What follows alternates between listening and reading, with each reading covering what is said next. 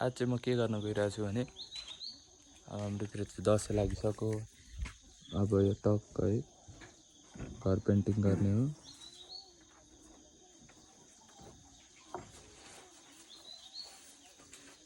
घर पेन्टिङ गर्ने, कुकुर त्यहाँ सुतिरहेछ, कलर यहाँ छ। घर पेन्टिङ टक्क गरेर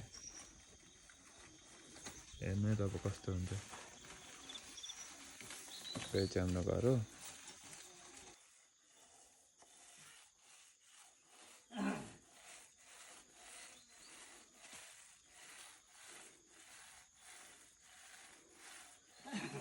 ल फाइनली मैले चाहिँ अगाडि यो कलर लगाइसकेको छु। अब आजको लागि चाहिँ यति नै हो, बजारतिर पनि जानुपर्छ। ल फाइनली कलर लाएर पनि सकेँ मैले। कलर पुरै लागिरहेछ अनुहारभरि। बजार पनि जानुपर्ने हुन्छ, त्यही भएर अब नुहाइधुवाइ गरेर टक्क बजारतिर जाने हो। कलर पुरै लागेर हालत खराब भएको छ। हो यहाँ माल छैन माल छैन कि क्या हो? माल रहेछ कि रहेनछ त केटा? माल रहेछ यार, माल मात्र छ यार। सकेछन् यार भाइले। एक दुईवटा छैन? एक दुईवटा मात्र छ यार माल। हेर उता भित्र छ कि? होइन यार माल सब सक्यो। मलाई चाहिँ चोर्न आएको, मलाई चाहिँ फाँक बनाएको हेर त। छैन ल आइज ल छैन चाहिँ टक्क लाएर बजारतिर जाँदैछौँ। अब के कस्तो हुन्छ बजारतिरको यसो माहौल देखाउँदै जाने गर्छौँ हामी पनि।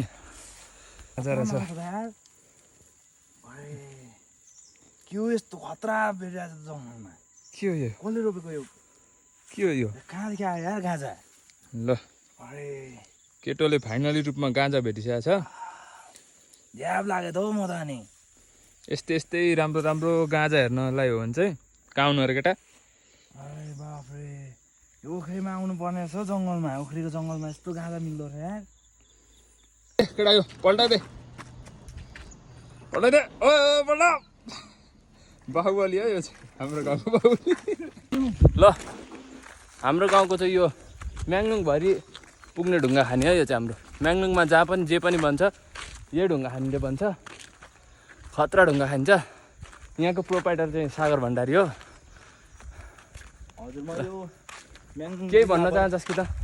हजुर केही भन्न चाहन्न। म यो तेह्रथुम जिल्लाभरिको ढुङ्गा पठाउँछु। हरेक जाली भयो घरहरू यतामा मलाई सम्पर्क गर्छन् केटाहरूले। ट्र्याक्टरको दिनकै हेर्नुहोस् न कति ढुङ्गा, कत्रो छ ढुङ्गा खाने। हजुर कतिजना मान्छे तपाईँले यहाँ खटाउनु भएको छ त? मैले आजसम्म लगभग 2-3 हजार मान्छे चाहिँ खटाइसकेँ यहाँ यो ढुङ्गा एरियामा। केटाहरूलाई पैसा बढी हुँदछ, झ्याप भएर हिँड्छन् के गर्छन्। अनि अहिले चाहिँ मैले बाहिरको केटाहरू ल्याएको छु। यस्तो बाहिरको केटाहरू यसो काम गर्ने खालका।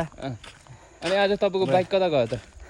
आज गाडी मैले बजारतिरै छोडिदिएको छु अब यसो घुम्दै एक्सर्साइज गर्नको लागि। हजुर अलि यसो पसिना निकाल्नु पर्यो भनेर यसो हिँड्नु नि पर्यो भनेर चाहिँ। के भन्नुहुन्छ त यहाँ हेर्ने दर्शकहरूलाई? अब दर्शकहरूलाई अब तपाईँहरूलाई पनि ढुङ्गाहरू केही चाहियो गर्न आउनुहोस्। हजुर केही ढुङ्गा श्रमदान पर्दैन, मैले पैसाले पेलिरहेको छु सबै।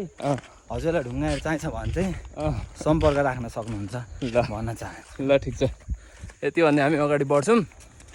अब हाम्रो अर्को फुटेज भनेको सिधै बजार पुगेपछि आउँछ। अब ल दामीसँगले हामी चाहिँ टक्क टेम्पोमा आयो होइन केटा? टेम्पोमा आउँदा कस्तो लाग्यो त? मजा लाग्यो? बहुत मजा गलिएन नि त होइन?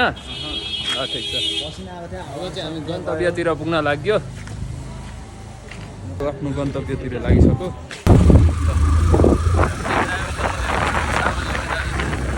सामान आएको छ।